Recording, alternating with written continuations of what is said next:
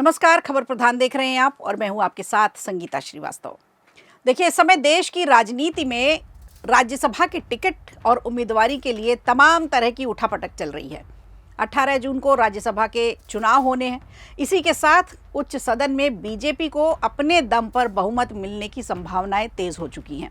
तो क्या एनडीए का राज्यसभा में 2/3 बहुमत हो जाएगा और इससे फिर कौन कौन से अटके काम भविष्य में बीजेपी के लिए आसान हो जाएंगे? यानी बहुमत मिलने के बाद एनडीए कौन कौन से बिल पास करा सकती है? सबसे पहले किस बिल पर बात होगी? तमाम तरह के ज़रूरी सवाल हैं जो इस समय लोगों के दिमाग में घूम रहे हैं। राज्यसभा चुनाव में बीजेपी कांग्रेस की कौन कौन सी रणनीतियां हो सकती हैं, इस पर भी चर्चा इन दिनों देखने को मिल रही है। तो चुनाव को लेकर कई दिलचस्प पहलू हैं। अभी झारखंड, तमिलनाडु और मध्य प्रदेश में उम्मीदवारों के चयन को लेकर कांग्रेस की रणनीति पूरी तरह से सामने नहीं आ पाई है। वहीं बीजेपी की ओर से कुछ अप्रत्याशित नामों को उम्मीदवार जरूर बनाया गया। जैसे मध्य प्रदेश की अगर बात करें तो रजनीश अग्रवाल का नाम कहीं दूर दूर तक नहीं था।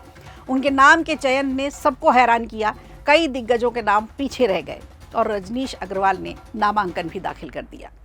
संसद के उच्च सदन यानी राज्यसभा में एनडीए गठबंधन तेजी से 2/3 बहुमत की तरफ बढ़ रहा है।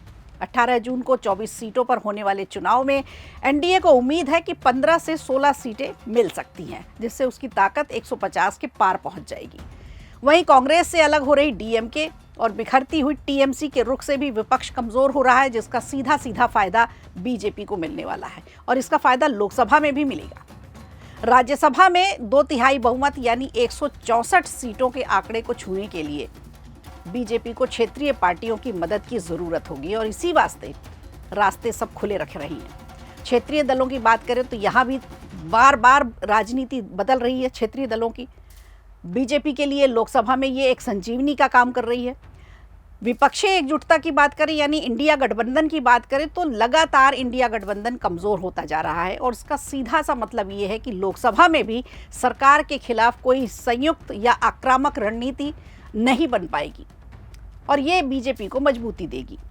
द्रमुक की बात करें, डीएमके की बात करें तो अब केंद्र के साथ टकराव की जगह राज्यों के वित्तीय हितों को लेकर विकास की परियोजनाओं के नाम पर मुद्दों के आधार पर आपसी बातचीत में सहमति बनती दिख रही है और समर्थन देने की नीति भी अब अपनाई जाएगी। राज्यसभा में संख्या बल मजबूत होने से केंद्र सरकार को बड़ी मजबूती मिलेगी। बड़े विधायी एजेंडे जितने भी हैं और संवैधानिक संशोधनों को पारित कराने में अभूतपूर्व मदद मिलने जा रही है एनडीए को। जनसंख्या बिल जैसे कई विधेयक ऐसे हैं जो अटके पड़े हुए हैं, जिसके लिए बहुमत की ज़रूरत होगी, संख्या बल की ज़रूरत होगी, तो इस पर बीजेपी को या एनडीए को मजबूती मिलेगी। लेकिन असली चुनौती निचली अदालत यानी लोकसभा में खड़ी होती है, जहां गठबंधन सरकार को चलाने के लिए सहयोगियों को साध कर रखना अनिवार्य होता है। सबको एक साथ रखना, कहीं क्रॉस वोटिंग हो गई तो एक एक वोट की मारामारी रहती है। इस एंगल से अगर देखें तो क्षेत्रीय दलों की बदलती राजनीति बीजेपी के लिए लोकसभा में भी संजीवनी बन सकती है और विपक्षी एकजुटता के लिए कमज़ोर होने का सीधा सा मतलब है बीजेपी को यानी एनडीए को लोकसभा में मजबूती देना और राज्यसभा में मजबूती देना।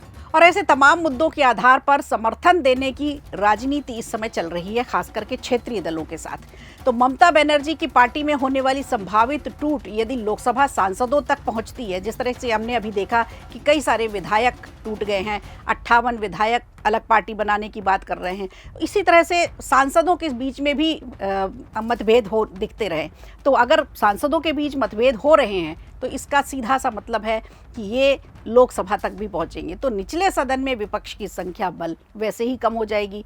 पिछले कुछ वर्षों में कांग्रेस की बात करें तो लगातार ऐसे मुद्दे तलाशने की कोशिश कर रही है कांग्रेस, जिनके जरिए वो बीजेपी को घेर सके, लेकिन उसे उतनी अपेक्षित सफलता मिल नहीं पाती। मुद्दा कांग्रेस जरूर लेकर आती है लेकिन वो भी बीजेपी के पक्ष में ही चला जाता है।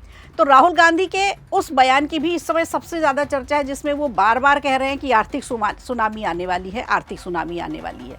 तो एक तरह से जनता पर भी एक दबाव बना रहे हैं और सरकार पर भी एक तरह से दबाव बनाने की कोशिश कर रहे हैं। और उन्होंने भारतीय अर्थव्यवस्था को लेकर के जिस तरह से आलोचना की है, तो उनकी कहीं कहीं खुद की भी आलोचना हो रही है।